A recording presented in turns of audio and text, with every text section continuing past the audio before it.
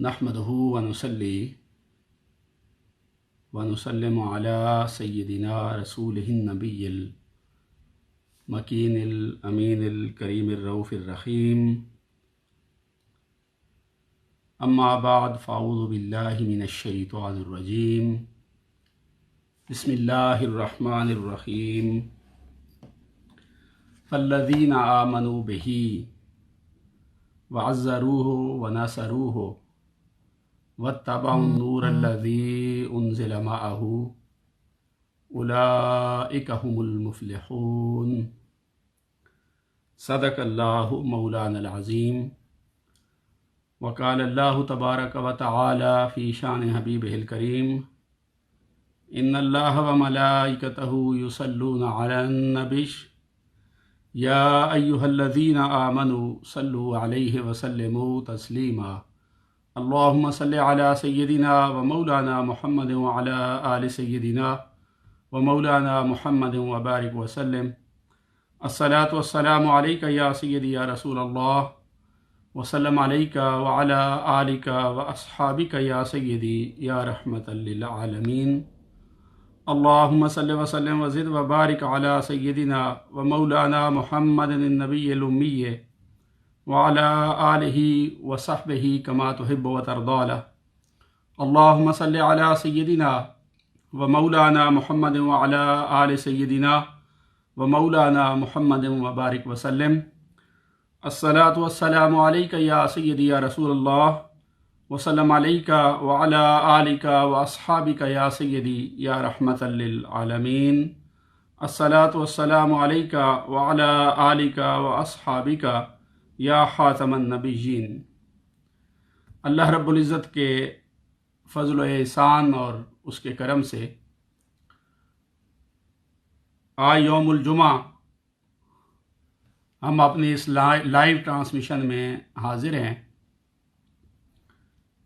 आज की गुफ्तगू के लिए मैंने सूरह आराफ की आयत नंबर 157 तिलावत की है, जिसमें अल्लाह रब्बुल इज़्ज़त ने ताइदारे अंबिया सल्लल्लाहु अलैहि वसल्लम की नबूवत और रिसालत की अहमियत को उजागर किया है, बयान किया है। पिछले जुमातुल मुबारक पर मैंने ज़रूरत रिसालत के हवाले से गुफ्तगू का आगाज़ किया था, ये वाज़े करने के लिए कि नबी पाक सल्लल्लाहु अलैहि वसल्लम की ज़ाते गिरामी पर ईमान लाना क्यों ज़रूरी है, या नबूवत व रिसालत पर ईमान लाने की इम्पोर्टेंस और अहमियत क्या है। या यूँ कह लें कि हुज़ूर नबी अकरम सल्लल्लाहु अलैहि वसल्लम पर ईमान लाना शरीयत इस्लामिया के फ़हम के लिए क्या अहमियत रखता है। तो इस सवाल के जवाब को समझने के लिए मैंने पिछले जुमातुल मुबारक पर एक इब्तिदाई तमहीदी गुफ्तगू की कि नबी पाक सल्लल्लाहु अलैहि वसल्लम का स्टेटस और दर्जा दीन इस्लाम के अंदर सिर्फ ये नहीं है कि उन्होंने अल्लाह रब्बुल इज़्ज़त की बारगाह से अहकामात लेकर सिर्फ हम तक पहुँचाने थे, बल्कि ताइदारे अंबिया सल्लल्लाहु अलैहि वसल्लम को बहुत अज़ीम तर दर्जा दीन इस्लाम में हासिल है। और आप सिर्फ अल्लाह रब्बुल इज़्ज़त से अहकामात लेकर हम तक पहुँचाने के लिए ही नहीं, बल्कि अल्लाह रब्बुल इज़्ज़त के मंशा के मुताबिक, अल्लाह रब्बुल इज़्ज़त की ख्वाहिश के मुताबिक उन अहकामात को प्रैक्टिकल करके हमारे सामने बयान करने के लिए तशरीफ़ लाए। और अगर हुज़ूर अलैहिस्सलातु वस्सलाम की अहमियत सिर्फ अहकामात पहुँचाने की होती तो फिर तो ये होता कि अल्लाह रब्बुल इज़्ज़त से रिसीव करके हमें पहुँचा दें, दे दें और उनकी ड्यूटी ख़त्म हो गई।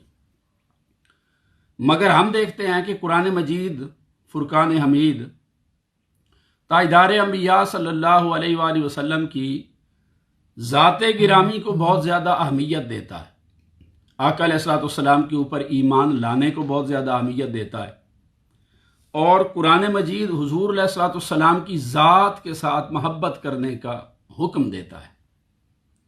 اگر تو سٹیٹس یا درجہ یہ ہوتا کہ صرف اللہ رب العزت سے ریسیو کرنا ہے اور ہمیں پہنچا دینا ہے، تو پھر وہاں سے لے کر یہاں ہم تک پہنچانے والے کے ساتھ محبت کرنے کی کیا ضرورت ہے؟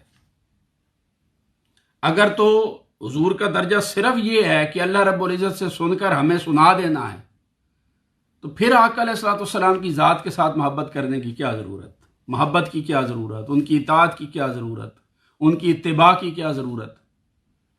ان کے اوپر درود و سلام پڑھنے کی کیا ضرورت؟ ان کی بارگاہ میں اگر گناہ ہو جائیں تو بخشش و مغفرت کے لیے بلایا جا رہا ہے، پھر اس کی کیا ضرورت ہے؟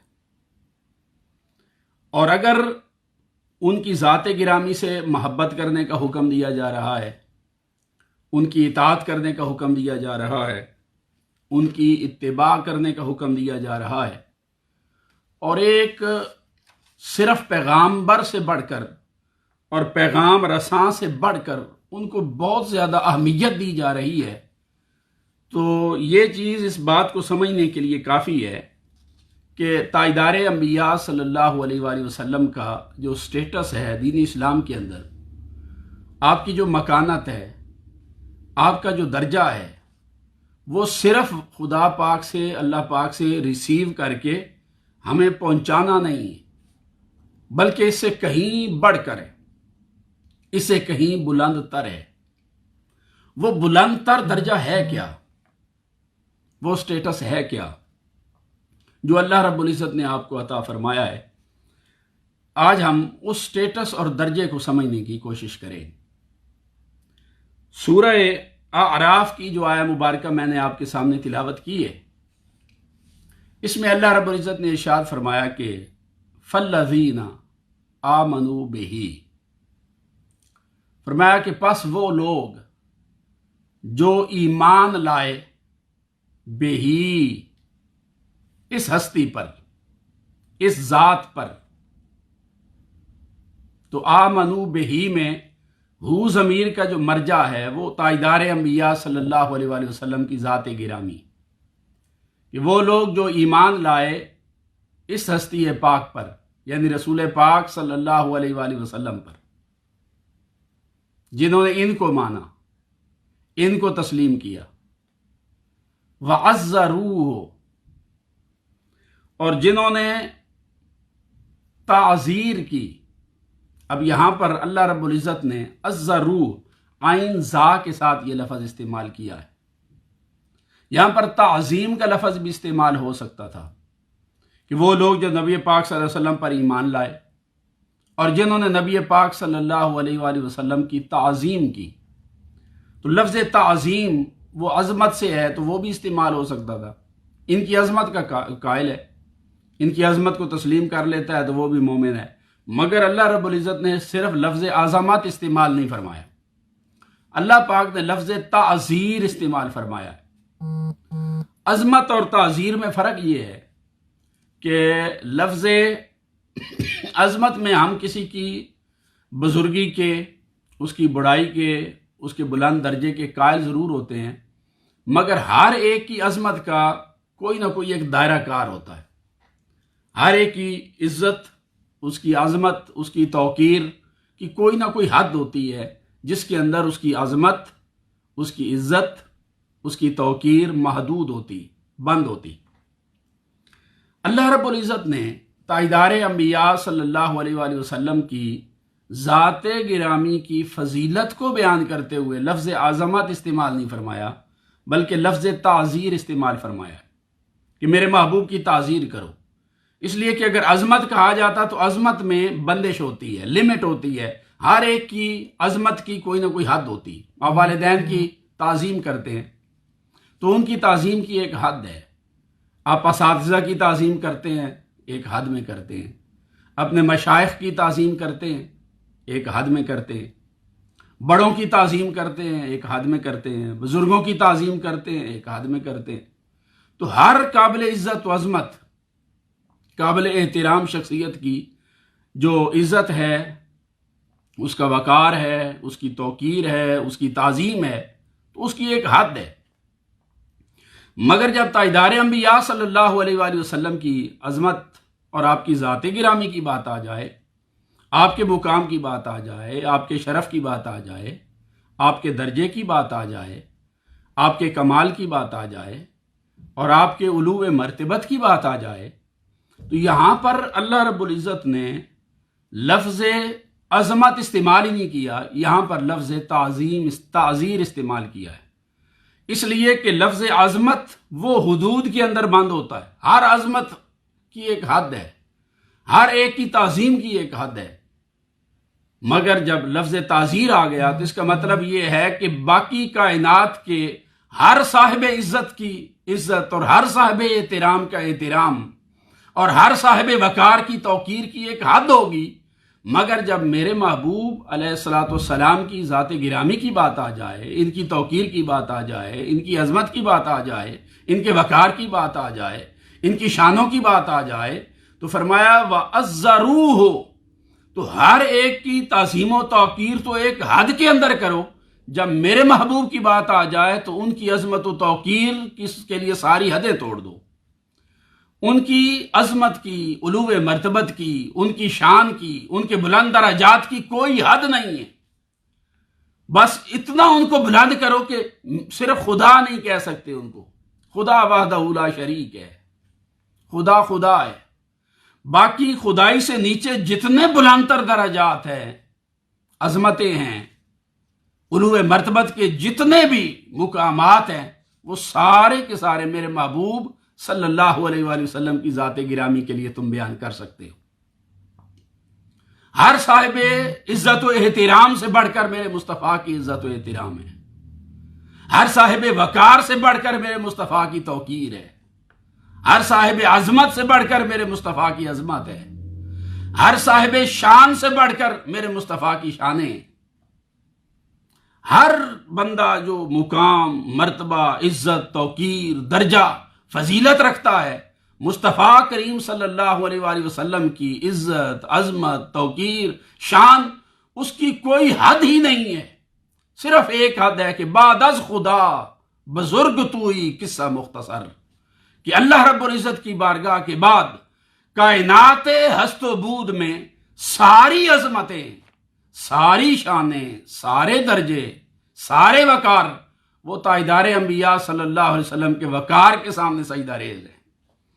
ہر صاحب عزت و عظمت کی عزت و عظمت مصطفیٰ کی عزت و عظمت کے سامنے سجدہ ریز ہے، ہیچ ہے، حضور سے بڑھ کر کسی کا کوئی احترام نہیں، ساری عزتیں، عظمتیں، وقار وہ اللہ اور اللہ کے رسول کے لیے، اس لیے اللہ پاک نے فرمایا فَلِلَّهِ الْعِزَّةُ وَلِرَسُولِهِ، کہ ساری عزتیں اللہ کے لیے ہیں اور اس کے رسول کے لیے صلی اللہ علیہ وآلہ وسلم۔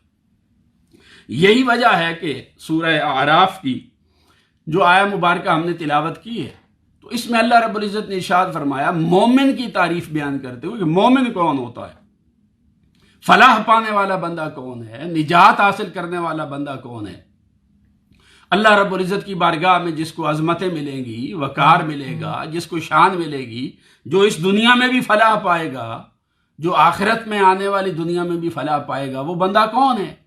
تو اللہ رب العزت نے اس فلاح پانے والے طبقے کا ذکر کیا، فرمایا والذین آمنوا بہ، فلاح پانے والے وہ ہیں جو میرے محبوب کریم صلی اللہ علیہ وآلہ وسلم کی ذات گرامی پر ایمان لے کر آئیں، ان کو مانیں، ان کو تسلیم کریں، اور وَعَزَّرُوهُ، حد سے بڑھ کر میرے مصطفیٰ کریم صلی اللہ علیہ وآلہ وسلم کی تعظیر کریں، عظمت بیان کریں، حد سے بڑھ کر ان کی شانوں کے قائل ہو جائیں، ان کی فضیلتوں کے قائل ہو جائیں، ان کی شانوں کے ڈنکے بجائیں، اس لیے کہ ان سے بڑھ کر کسی کو کوئی رفعت نہیں ہے۔ وَرَفَعْنَا لَكَ ذِكْرَكَ، ہم نے ان کا ذکر ان کی خاطر بلند کر دیا ہے، اور وَرَفَعْنَا لَكَ ذِكْرَكَ کا ہے، بلند کر دیا، تو آگے کوئی حد نہیں بیان کی کہ کس چیز سے بلند کیا ہے، آگے اس حکم کو مطلق چھوڑا ہے۔ اگر کہا جاتا کہ فلاں چیز سے بلند کیا اپنے محبوب کے ذکر کو، اس کا مطلب ہوتا کہ ذکر کی کوئی حد ہے، اس کی رفعت کی کوئی حد ہے، فلاں چیز سے تو بلند ہے مگر فلاں سے نہیں ہے۔ پھر کئی چیزوں سے رفعت مصطفیٰ صلی اللہ علیہ وآلہ وسلم کی رفعت کا انکار لازم آ سکتا تھا، تو اللہ رب العزت نے رفعت مصطفیٰ صلی اللہ علیہ وآلہ وسلم کی بات کرتے ہوئے آپ کے مقابلے میں کوئی اضافت اور حد بیان ہی نہیں کی کہ فلاں چیز سے تو میرے محبوب کی عزت و عظمت ہے، زیادہ ہے، اور فلاں سے نہیں ہے۔ مقابل میں کوئی حد اللہ رب العزت نے بیان نہیں فرمائی۔ فرمایا وَرَفَعْنَا لَكَ ذِكْرَكَ، میرے محبوب ہم نے آپ کے ذکر کو آپ کی خاطر ہر قسم کی حدود سے بلند تر کر دیا ہے۔ آپ کائنات میں جو بھی قابل رفعت ہے، عزت ہے، احترام ہے، قابل ذکر ہے، تو ہر مذکور کے ذکر کی کوئی نہ کوئی حد ہوگی۔ میرے محبوب آپ کی عظمتوں کی، آپ کی علو مرتبت کی، آپ کی شانوں کی، آپ کی تعظیم اور آپ کی تاثیر کی ہم نے کوئی حد ہی نہیں رکھی۔ بس اوپر خدا ہے، نیچے مصطفیٰ ہے۔ اللہ رب العزت کی عظمت کے بعد، اللہ کے وقار کے بعد، اللہ رب العزت کی شان کے بعد، اللہ مجدہ کے بلند تر درجے کے بعد اگر کسی کا مقام آتا ہے، مکانت آتی ہے، درجہ آتا ہے، فضیلت آتی ہے، علو مرتبت آتے ہیں، تو وہ تاجدار انبیاء صلی اللہ علیہ وآلہ وسلم کی ذات گرامی۔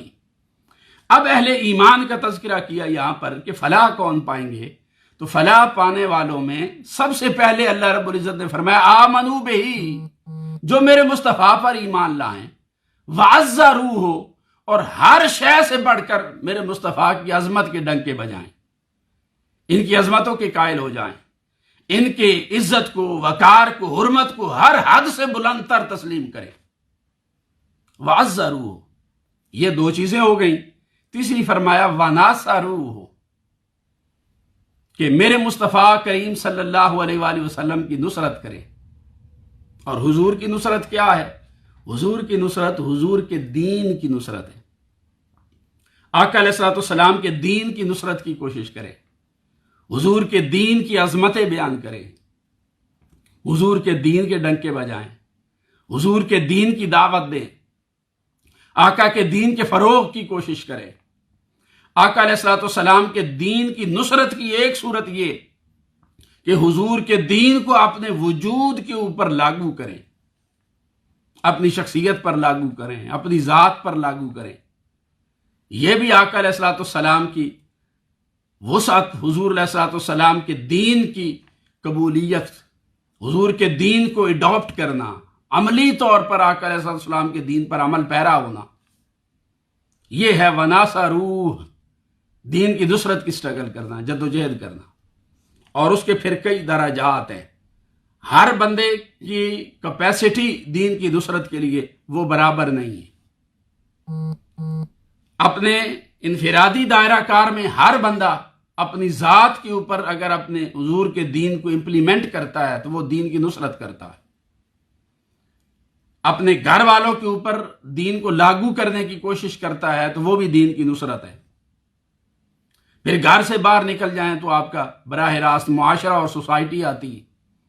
سوسائٹی میں حضور علیہ الصلوۃ والسلام کے دین کے فروغ کی کوشش کریں، سوسائٹی میں آقا علیہ الصلوۃ والسلام کے تعلیمات کو امپلیمنٹ کرنے کی کوشش کریں، تو یہ بھی ناصروہ کے درجے میں آتا ہے۔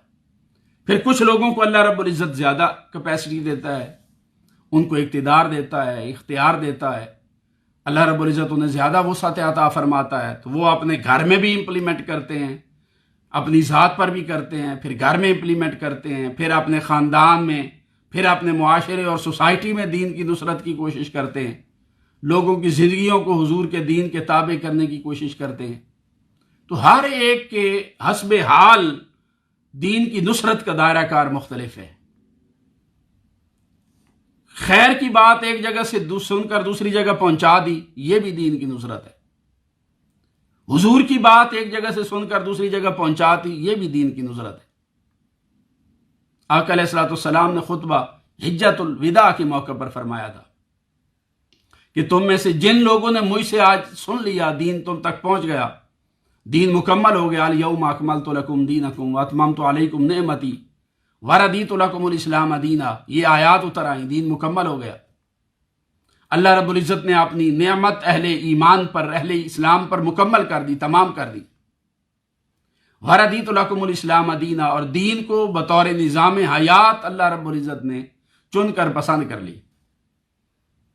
یہ سارا جب ابلاغ آقا علیہ السلام دین کا کر چکے تو حضور علیہ السلام نے خطبہ حجۃ الوداع کے موقع پر پوری امت کی پھر ڈیوٹی لگائی، ذمہ داری لگائی۔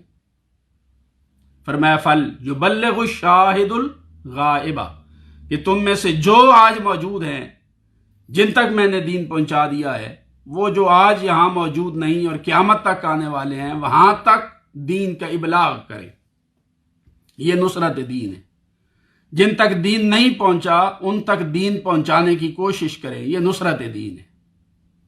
جو دین کو پریکٹس نہیں کرتے کوشش کریں کہ وہ بھی پریکٹس کرنے لگ جائیں، یہ نصرت دین ہے۔ اور میں نے عرض کیا کہ اس کا آغاز اپنے انفرادی دائرے سے ہوتا ہے۔ نصرت دین کا پہلا تقاضا یہ ہے کہ آپ اپنی ذات پر امپلیمنٹ کریں دین کو۔ اگر ہم اپنی ذات پر حضور کے دین کو امپلیمنٹ نہیں کر سکتے تو باقی معاشرے پر اور سوسائٹی یا اپنے خاندان پر ہم حضور کے دین کو امپلیمنٹ کرنے کا تقاضا بھی نہیں کر سکتے۔ یعنی جو کام ہم خود نہیں کرتے وہ کسی اور سے کروا بھی نہیں سکتے۔ تو نصرت دین کا پہلا تقاضا یہی ہے کہ جس دین کے داعی ہیں اس دین کے اوپر خود عمل کرنے والا بن جائے۔ اور دائی ہے کون کون سا؟ حضور کی پوری امت کو اللہ پاک نے دائی بنا دیا۔ تم سارے دائی، کنتم خیر امت اخرجت للناس، تم سارے کے سارے بہترین امت ہو جنہیں لوگوں کی طرف بھیجا گیا ہے۔ تامرون بالمعروف، تم معروف کی اور خیر کی دعوت دیتے ہو۔ وتنہون عن المنکر، اور منکرات سے، بے حیائی سے، بری چیزوں سے منع کرتے ہو۔ تو یہ خیر امت کہہ کر ہم میں سے ہر ایک کو دائی بنا دیا۔ اس کا مطلب یہ ہے کہ نصرت دین کی کوشش ہم میں سے ہر ایک کے ذمہ پر آ گئی، اس کی حسب توفیق آ گئی۔ ظاہر ہے علماء کے لیے نصرت دین کا درجہ اور ہوگا، حکمرانوں کے لیے نصرت دین کا درجہ اور ہوگا، عوام الناس کے لیے نصرت دین کا درجہ اور ہوگا، عالم کے لیے اور ہے، غیر عالم کے لیے اور ہے، جس کے ہاتھ میں اختیار ہے اس کے لیے نصرت دین کا درجہ اور ہے، جس کے ہاتھ میں اختیار نہیں اس کے لیے نصرت دین کا درجہ اور ہے۔ مگر اس کا آغاز اپنی ذات اور شخصیت سے ہوتا ہے کہ نصرت دین کا تقاضا یہ ہے کہ اس دین کو سب سے پہلے اپنے اس 5-6 فٹ کے وجود کے اوپر امپلیمنٹ کرے، اس کو لاگو کرے۔ یہ بھی حضور کے دین کی نصرت ہے۔ اور اللہ پاک نے فرمایا اگر فلاح حاصل کرنا چاہتے ہیں تو یہ تیسرا تقاضا ہے، اس کو پورا کریں۔ پہلا تھا میرے محبوب پر ایمان لائیں، میرے محبوب کی حد سے بڑھ کر تعزیر کریں۔ تیسرا فرمایا میرے محبوب کے دین کی نصرت کریں، وَنَاصَرُوهُ۔ اور چوتھا فرمایا وَاتَّبَعُوا النُّورَ الَّذِي أُنزِلَ مَعَهُ، کہ جس نور کو میرے محبوب لے کر آئے، جو ان کے ساتھ نازل کیا گیا، اس کی اتباع کرے۔ اور وہ نور نور قرآن ہے، وہ نور نور وحی ہے، وحی الہی، حکم الہی، قرآن الہی ہے، اس کی اتباع کریں، اس کی پیروی کریں۔ یہ چوتھا تقاضا ہے۔ اب ہمارے اندر آج قرآن مجید کی اتباع کتنی ہے؟ ہر آدمی بڑا خوب اس بات کو جانتا ہے۔ کتنے لوگ ہیں اولاً جو صرف قرآن مجید کے ساتھ ٹچ ہیں، صرف تلاوت کی حد تک اس کو پڑھتے ہیں۔ یہ غور کرنے کا مقام ہے۔ کرونا وائرس کی وجہ سے گھر بیٹھے ہوئے ہیں، یہ ہمارے لیے مقام غور ہے۔ اس بات پہ غور کریں کہ اللہ پاک نے اہل ایمان کی فلاح کی 4 شرائط بیان فرمائی تھی۔ حضور کی ذات پر ایمان لانا، حد سے بڑھ کر حضور کی عظمت و تعظیم، حضور کے دین کی نصرت اور حضور پر اترے ہوئے قرآن کی اتباع۔ 4 باتیں کا بیان فرما کر اللہ پاک نے فرمایا جو ان 4 کو پورا کریں گے اولئک ھم المفلحون، وہ فلاح پا جائیں گے، کامیابیاں ان کے قدم چومیں گی۔ وہ اس دنیا میں بھی کامران ہوں گے اور وہ آخرت میں بھی کامران ہوں گے۔ اس دنیا میں بھی کامیابیاں ان کے قدم چومیں گی اور آخرت میں ان کو جنتیں ملیں گی۔ اولئک ھم المفلحون فرمایا۔ اور اولئک ھم المفلحون، یہ لوگ فلاح پائیں گے۔ وہ کون لوگ ہوں گے؟ جو یہ 4 تقاضے بیک وقت پورا کریں گے۔ حضور کی ذات پر ایمان، حضور کی حد سے بڑھ کر تعظیم، حضور کے دین کی نصرت اور قرآن مجید کی اتباع۔ میں نے عرض کیا ہم کتنی اتباع کرتے ہیں قرآن کی؟ ہم میں سے کتنے ہیں جو ہر روز اس کی تلاوت کرتے ہیں یا اس کو سمجھنے کی کوشش کرتے ہیں؟ پھر صرف تلاوت ہے، ہم ثواب کی خاطر پڑھتے ہیں، اس کو سمجھنے کی کوشش کرنے والے کتنے ہیں؟ تلاوت سے آپ ایک سٹیپ اوپر چلے جائیں، اولا تو تلاوت والے ہی کوئی نہیں ملتے، بہت کم رہ گئے۔ بچوں کو ضرور کہتے ہیں آپ پڑھیں مگر خود نہیں پڑھتے۔ اچھا تلاوت کرنے لگ بھی جائیں تو پھر صرف تلاوت کی حد تک ہے یا تلاوت سے بڑھ کر اس کا ترجمہ سمجھنے کی کوشش کرنے والے بھی ہیں؟ بھئی اللہ پاک نے ہمارے لیے یہ کتاب اتاری، اس نے ہمارے لیے احکامات اتارے، ہمارے لیے ہدایت اتاری، ہمارے لیے اس کے اندر احکامات دیے تاکہ ان کے مطابق زندگی گزار کر ہم سنور جائیں، ہم بہتر ہو جائیں، ہمارے اخلاق میں بہتری آ جائے، ہم عمل کرنے والے بن جائیں، ہمارے عقائد درست ہو جائیں، اعمال درست ہو جائیں، اپروچ درست ہو جائے، ہماری پرسنالٹی ڈیولپ ہو جائے، شخصیت سنور جائے۔ یہ سارے کا سارا جو طریقہ کار ہے اس کا، وہ تو اللہ پاک نے قرآن میں دیا ہے، اور ہم اسے اول اگر پڑھیں گے ہی نہیں تو سنوریں گے کیسے؟ اور اگر پڑھتے ہیں اور صرف تلاوت کے لیے پڑھتے ہیں، اس کو سمجھنے کی کوشش نہیں کرتے، تب بھی نہیں سنور سکتے۔ اس کا مطلب یہ ہے کہ تلاوت کے لیے ضرور پڑھیں، اللہ پاک اجر دیتا ہے، ایک ایک حرف کے بدلے میں اجر ہے، اس سے بڑھ کر اس کو سمجھنے کی کوشش کریں کہ اللہ پاک نے اس میں ہمیں فرمایا کیا ہے۔ جب سمجھ جائیں، صحیح اس کی اپروچ کا پتہ چل جائے، پھر اس کی تعلیمات کے مطابق عمل کرنا، یہ تیسرا درجہ آتا ہے۔ پھر جب خود عمل کرنے لگ جائیں اور ہماری شخصیت اور کردار وہ قرآن مجید کے احکامات کے مطابق ڈھلنے لگ جائے، پھر چوتھا درجہ آتا ہے کہ جو خود سنورے ہیں اب باقی لوگوں کو سنوارنے کی کوشش بھی کریں، جو خود سمجھے ہیں دوسروں کو سمجھانے کی کوشش بھی کریں، جس راہ پر آپ چلے ہیں دوسروں کو چلانے کی کوشش بھی کریں۔ تو یہ آگے چوتھا درجہ اس کا آ جاتا ہے کہ جس طرح آپ کے اندر تبدیلی آ گئی اللہ رب العزت کے احکامات کی اتباع کرنے کی وجہ سے، آپ سنور گئے، آپ کے اخلاق بہتر ہو گئے، عقائد سنور گئے، آپ کے دلوں میں عظمت مصطفیٰ صلی اللہ علیہ وآلہ وسلم آ گئی، حضور کے مقام کی سمجھ آ گئی، اور آپ کے اپنے اندر ایک تبدیلی آ گئی، اللہ رب العزت کی بارگاہ میں جھکنے کا سلیقہ آ گیا۔ اب آپ کے عمل کے اندر اخلاص آتا جا رہا ہے، خیر آتی جا رہی ہے، آپ اپنے اعمال کو بہتر کرنے لگ گئے ہیں۔ پھر آپ کے اندر باطن کے اندر جو کمزوریاں ہیں وہ بھی اب قرآن مجید کی تلاوت کی برکت سے آپ کو نظر آنے لگ گئیں۔ قرآن مجید کو سمجھنے کی برکت سے دل کے اندر کون کون سے وبال پڑے ہیں، حقد ہے، تکبر ہے، غصہ ہے، کینہ ہے، حسد ہے، شماتت ہے، تو کئی امراض ہیں دل کے، کئی دل کے گناہ ہیں، تو قرآن پڑھیں گے پھر وہ بھی نظر آنے لگ جائیں گے۔ تو قرآن مجید نور پیدا کرے گا شخصیت کے اندر اگر ہم پڑھیں گے تو، اور وہ پڑھنا صرف تلاوت کے لیے نہیں، سمجھ کے ساتھ ہے، سمجھ کے ساتھ پڑھنے لگ جائیں گے، اس کا نور پیدا ہوگا، اور اس نور کی روشنی میں ہمیں ہمارے باطن کی جو اندھیرے ہیں وہ نظر آئیں گے۔ قرآن کی تلاوت اور اس کے فہم سے جو نور پیدا ہوگا، وہ نور ہمیں اپنی شخصیت کے جو اندھیرے ہیں وہ واضح کر کے دکھا دے گا۔ وہ نور دکھائے گا کہ ہمارے من کے اندر ابھی کون کون سی تاریکیاں ہیں، ہمارے اخلاق میں کون کون سی تاریکیاں ہیں، ہمارے اعمال میں کون کون سی تاریکیاں ہیں، ہمارے اندر اخلاص کی کمی کہاں کہاں آ رہی ہے، ہم کون کون سے اعمال اللہ رب العزت کی خوشنودی اور رضا کے لیے کر رہے ہیں، اور کون کون سے اعمال اپنے نفس کی اور اپنی خواہش کی تکمیل کے لیے کر رہے ہیں۔ یہ ساری چیزیں جو ہیں بڑی واضح کر کے ہمیں جو چیز دکھاتی ہے وہ قرآن مجید کا نور ہے۔ قرآن کی تلاوت، قرآن مجید کی تعلیمات پر غور و فکر، قرآن مجید کے اندر ڈوبنا، یہ چیزیں انسان کو انسان کے باطن کے منفی رجحانات واضح کر کے دکھاتی۔ تو جب انسان کو اپنے اندر کمی کجی نظر آ جاتی ہے تو اس کے بعد اس کی بہتری اور اصلاح کا سفر شروع ہوتا ہے۔ بھائی آپ کو پتہ ہی نہ ہو، کسی بندے کو پتہ ہی نہ ہو کہ مجھے مرض کون سا لائق ہے، بیماری کون سی ہے، وہ علاج کیسے کرے گا؟ آپ ڈاکٹر کے پاس جاتے ہیں، مرض آپ کو ہے، آپ محسوس کر سے کہتے ہیں میں بیمار ہوں، تو جب تک وہ ڈائیگنوز نہیں کر لیتا، اور آپ کے مرض کو تلاش نہیں کر لیتا، وہ اس وقت تک آپ کو صحیح طرح سے دوائی دینے کی پوزیشن میں نہیں ہوتا۔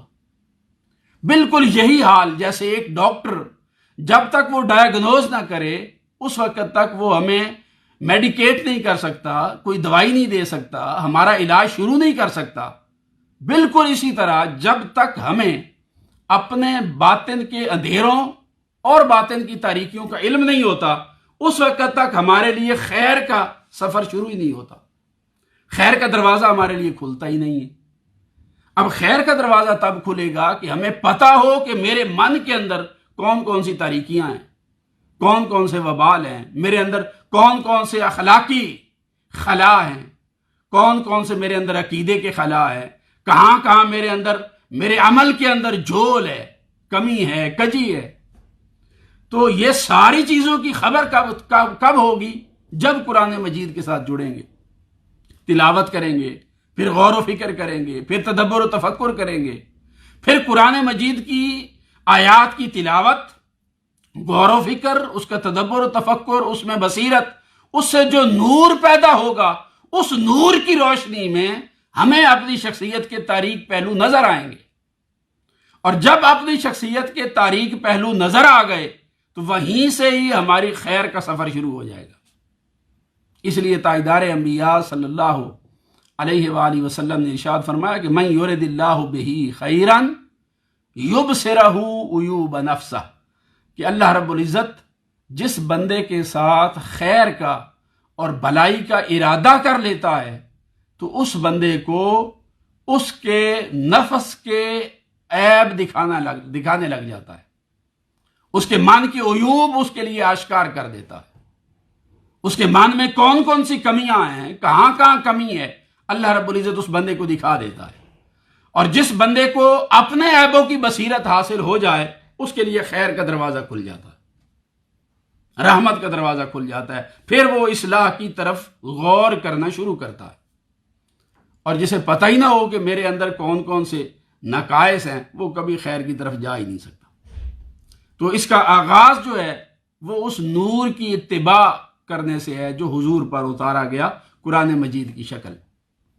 یہی وجہ ہے کہ تاجدار انبیاء صلی اللہ علیہ وآلہ وسلم کے جب فرائض نبوت کو اللہ رب العزت نے بیان فرمایا تو حضور کے فرائض نبوت کو بیان کرتے ہوئے اللہ پاک نے ارشاد فرمایا کہ هو الذی بعث فی الامیین رسولا منہم، کہ اللہ پاک وہ ذات، وہ ہستی ہے جس نے ان امی لوگوں میں اپنے رسول کو بھیجا ہے، یتلو علیہم آیاتہ، تاکہ یہ ان امی لوگوں پر اللہ کی آیات کی تلاوت کریں۔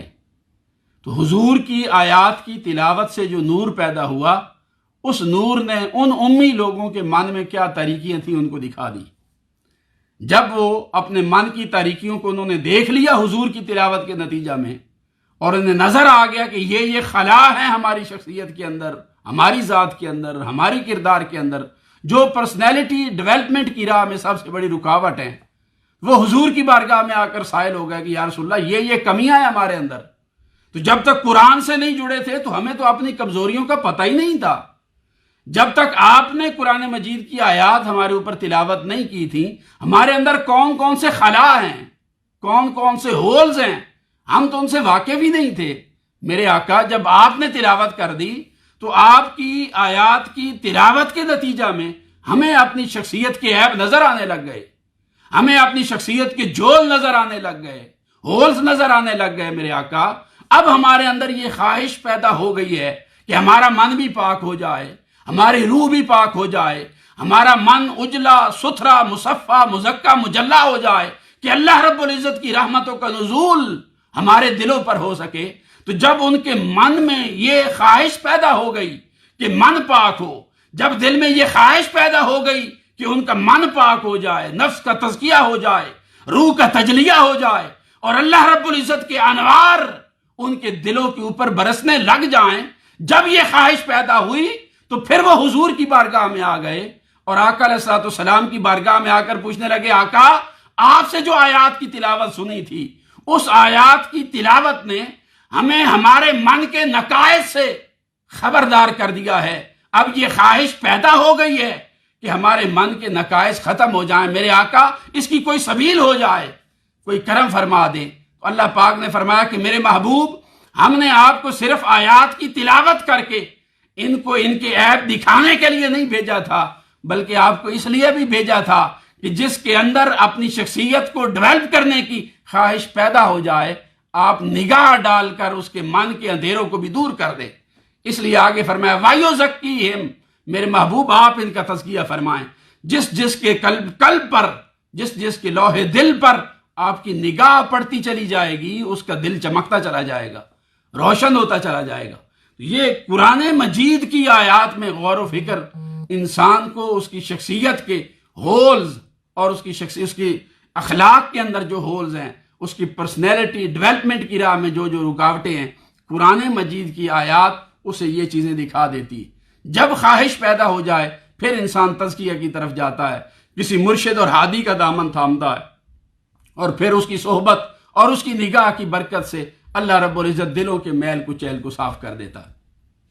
تو اللہ رب العزت نے 4 یہاں پر شرائط بیان فرما کر فرمایا والذین آمنوا بہ وعزروہ وناصروہ واتبعوا النور الذی معہ، جو لوگ ایمان لے کر آئے رسول پاک صلی اللہ علیہ وآلہ وسلم پر اور حد سے بڑھ کر ان کی تعزیر کی، ان کی دین کی نصرت کی، اور ان کے اوپر نازل ہونے والے نور یعنی قرآن مجید اور وحی الہی کی اتباع کی، فرمایا اولئک ھم المفلحون، یہ لوگ فلاح پا جائیں گے۔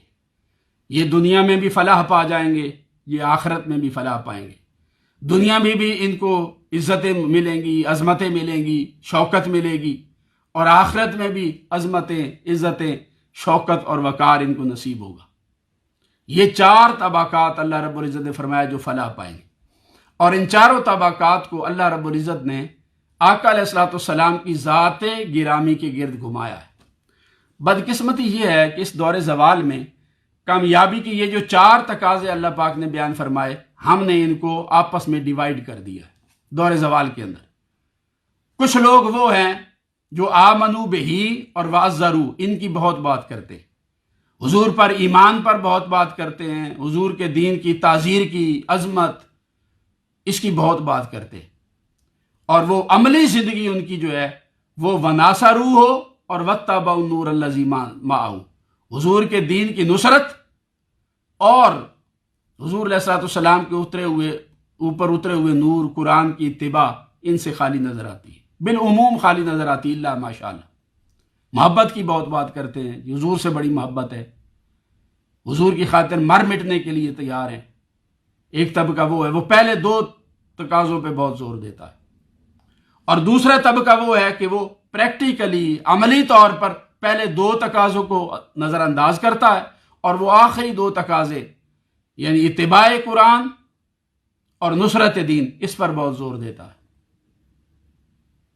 آخری پر زور دیتا ہے 2 تقاضوں پر، اور پہلے 2 تقاضوں کو عملی زندگی میں آپ دیکھیں گے وہ کوئی اہمیت نہیں دیتے، چونکہ ڈیوائیڈ ہو گئے، لہذا منزل جو صرف پہلی 2 پر زور دے رہے تھے ان کو بھی نہیں مل رہی، اور جو صرف آخری 2 پر زور دے رہے تھے ان کو بھی نہیں مل رہی۔ اس لیے کہ منزل کا تعین کرتے ہوئے اللہ پاک نے یہ بات بیان فرمائی تھی کہ منزل اسے ملے گی، فلاح اسے ملے گی، کامیابی اسے ملے گی، نجات اسے ملے گی جو بیک وقت ان 4 تقاضوں کو پورا کرے گا۔ جو ان 4 کو پورا کرے گا وہ کامیاب ہو جائے گا، وہ کامران ہے، اس دنیا میں بھی اور آخرت میں بھی۔ اور یہ 4 تقاضے میں نے آپ کے سامنے بار بار ان کو بیان کر دیا ہے کہ آئیں آج پھر ہم اپنے آپ کو ریکنیکٹ کریں آقا علیہ الصلوۃ والسلام کی ذات کے ساتھ۔ اور دیکھیے اللہ رب العزت نے صرف 4 تقاضے بیان نہیں کیے، ان 4 تقاضوں کی بنیاد وہ تاجدار انبیاء صلی اللہ علیہ وآلہ وسلم کی ذات گرامی کو بنایا۔ مثلا دیکھیے والذین آمنوا بہ، یہاں بھی ہو ضمیر آئی، اس سے مراد حضور کی ذات ہے۔ وعزروہ، یہاں پر بھی ہو ضمیر آئی۔ وناصروہ، یہاں پر بھی ہو ضمیر آئی۔ واتبعوا النور الذی انزل معہ، چوتھے کے ساتھ بھی ہو ضمیر آئی۔ تو ان 4 تقاضوں کو ایک ہی ذات کے ارد گرد اللہ رب العزت نے گھمایا ہے، یعنی آقا علیہ الصلوۃ والسلام کی ذات گرامی کو دین اسلام کا مرکز اور محور بنایا اللہ پاک نے۔ یہاں سے یہ بھی پتہ چلا کہ حضور کا کام صرف اللہ سے لے کر ہمیں دینا نہیں ہے، بلکہ دین اسلام کا مرکز اور محور وہ تاجدار انبیاء صلی اللہ علیہ وآلہ وسلم کی ذات ہے۔ اس لیے تو حضور کی ذات سے محبت ڈیمانڈ کی جا رہی ہے، اس کا تقاضا کیا جا رہا کہ حضور کی ذات سے اگر محبت نہیں ہے تو پھر کچھ بھی نہیں۔ آقا علیہ السلام نے ارشاد فرمایا کہ کسی شخص کے دل میں اس وقت تک ایمان داخل ہی نہیں ہو سکتا جب تک وہ میرے ساتھ اپنی جان سے بڑھ کر، اولاد سے بڑھ کر اور کائنات کی ہر شے سے بڑھ کر محبت نہیں کرتا۔ تو حضور کی محبت یہ اصل دین ہے۔ الا لا ایمان لمن لا محبت له، جس کے دل میں حضور کی محبت نہیں اس کا کوئی ایمان نہیں ہے، اس کے ایمان کا کوئی بھروسہ نہیں ہے، کوئی اعتماد نہیں ہے، اس کا ایمان قابل قبول نہیں ہے، وہ شخص فلاح پانے والا نہیں۔ اور اللہ رب العزت نے مرکز و محور حضور کی ذات کو بنایا ہے۔ مرکز و محور تو آپ سمجھتے ہوں گے نا کہ پرانے زمانے میں اگر آپ نے دیکھا ہو تو وہ چکیاں ہوتی تھیں گھر میں، خواتین اس سے آٹا پیستی تھیں، ہاتھ والی چکیاں گول پتھر کی بنی ہوتی، تو دو حصے ہوتے تھے اس کا، ایک اوپر ہوتا تھا گول پتھر کا حصہ اور ایک نیچے ہوتا تھا۔ وہ جو نیچے گول پتھر ہوتا تھا اس کے درمیان میں ایک وہ لوہے کی کلی لگی ہوئی ہوتی تھی درمیان میں، وہ جو نیچے والے پتھر کے درمیان میں لگی ہے نا اسی کو مرکز و محور کہتے ہیں۔ وہ اگر درمیان میں قائم ہو، آپ اس کے اوپر تھوڑی محنت کریں یا زیادہ محنت کریں اس کا کوئی نہ کوئی رزلٹ نکلتا ہے۔ اگر وہ مرکز و محور قائم ہے، وہ کلی درمیان میں ہے، آپ گندم زیادہ ڈالیں یا تھوڑی ڈالیں، زیادہ محنت کریں، زیادہ زور لگائیں یا کم، جو بھی کریں گے کوئی نہ کوئی اس کا رزلٹ نکلے گا، کوئی نہ کوئی آٹا آپ کو مل جائے گا۔ اور اگر آپ ایسا کریں کہ وہ درمیان سے کلی نکال دیں اور اوپر والے پتھر کو اوپر رکھ کے جیسے ہی زور لگائیں گے تو اوپر والا حصہ ادھر ہو جائے گا اور نیچے والا ادھر ہو جائے گا۔ تو پتہ یہ چلا کہ اگر مرکز و محور قائم ہوگا تو آپ کی محنت وہ کم ہے یا زیادہ ہے اس کا کوئی نہ کوئی رزلٹ نکلے گا۔ اور اگر وہ مرکز و محور درمیان سے ہٹا دیا جائے تو آپ جتنی چاہے زور لگا لیں، محنت کر لیں، وہ ساری رائے گاہ چلی جائے گی، اس کا کوئی رزلٹ نہیں نکلے گا۔ تو دین اسلام کا مرکز اور محور وہ تاجدار انبیاء صلی اللہ علیہ وآلہ وسلم کی ذات گرامی، جس کا رشتہ حضور کی ذات سے جڑا ہوا ہے، قائم ہے، حضور کی بارگاہ سے قائم ہے، حضور کی نسبت سے قائم ہے، جو آقا کی غلامی سے جڑا ہوا ہے، تو اس کے پاس چونکہ مرکز و محور قائم ہے، نسبت قائم ہے، تو اب اس بندے کی جتنی بھی کوشش ہوگی اس کا کوئی نہ کوئی رزلٹ نکلے گا۔ اور اگر حضور کی ذات سے تعلق کمزور ہو جائے تو پھر اللہ پاک کی عبادات بھی قبول نہیں فرماتا۔ دیکھیے میں اور آپ، ہم تو آج 14 صدیاں بعد آئے نا، ہمارا تو کوئی شمار ہی نہیں ہے کسی کھاتے میں۔ میں آپ کو عظیم تر ہستی سیدنا فاروق اعظم رضی اللہ تعالیٰ عنہ کی مثال دیتا ہوں۔ ہم کسی شمار میں نہیں ہیں، کہاں کیا ہم اور کیا ہمارا ایمان، کیا ہم اور کیا ہمارے عمل کی بساط، ہماری تو کوئی اہمیت ہی نہیں ہے، کوئی درجہ ہی نہیں۔ میں سیدنا فاروق اعظم رضی اللہ تعالیٰ عنہ کی بات بیان کرتا ہوں کہ ہجرت ہو گئی، آقا علیہ السلام ایک روز مسجد نبوی میں بیٹھے ہوئے تھے۔ آقا علیہ السلام نے فاروق اعظم رضی اللہ تعالیٰ عنہ سے پوچھا کہ اے عمر بتاؤ ہم سے کتنی محبت کرتے ہو؟ کیونکہ صادق سچے لوگ تھے، کھری بات کرنے والے، کہنے لگے یا رسول اللہ جھوٹ نہیں بولتا، سچ بات بتاتا ہوں کہ میں سب کچھ آپ کی ذات پر قربان کر سکتا ہوں مگر اپنی جان آپ پر قربان نہیں کر سکتا۔ میں آپ سے اپنی جان سے بڑھ کر محبت نہیں کرتا، سیدھی بات کر دی۔ یہ وہ فاروق اعظم ہے جو مراد رسول ہے صلی اللہ علیہ وآلہ وسلم۔